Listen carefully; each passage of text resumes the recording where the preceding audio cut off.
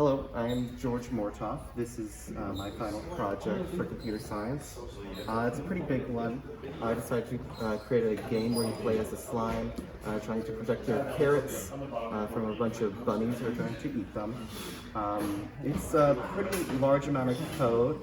I haven't counted precisely, but multiple tabs, some going over 50 lines of code. And for the slime itself, I actually coded realistic gravity based off what I just know from AP Physics. Even then, ironically, I'd say probably the most difficult part was just programming the enemies and getting all their animations to work. But more or less everything I think was just generally straightforward. I think the thing that took me the most time was just working on making sure the movement felt smooth. Now the game itself, you start out, it tells you how to play. You can use basic WASD to move left, right, jump, along with the arrow keys and jump. I wanted to make sure everything was possible, and just to start the game, you click this. Now as you can see, I have little bunnies and the sprite for the slime. This, and this were all custom sprites that I made myself, although the bunnies were actually based off Terraria, and the box was just something I found online, pixel art, just modified it by adding the carrots. Now the bunnies move over, and when they hit this side of the screen near the box of carrots, they assumedly eat your carrots and then move back to the other side of the screen. And what that does is that increases the damage that you take. In order to kill, say for example, the flying bunny, you just need to click him. That'll be shooting slime ball on it.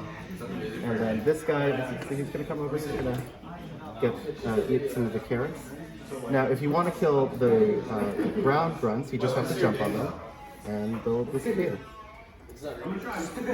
However, I'll show you what happens when you get a game over. So this is going to be the third hit on the carrots, and you get a game over screen. Now, again, this game is ridiculously easy, just based off the fact that it's sort of like a demo.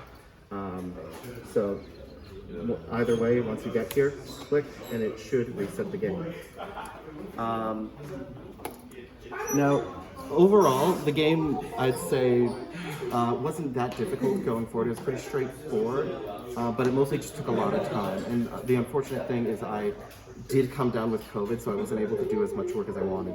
The background is currently a placeholder. What I wanted was a custom pixel art background.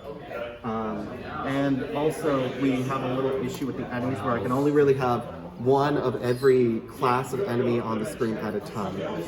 If I were to develop this into a full game, which I might actually do in the future, I would like to have it in a way that the enemies can show up at in multiple times, and just that the enemies are sort of a function in and of themselves. But other than that, I think this project is generally a really good success, and I'm very proud of it.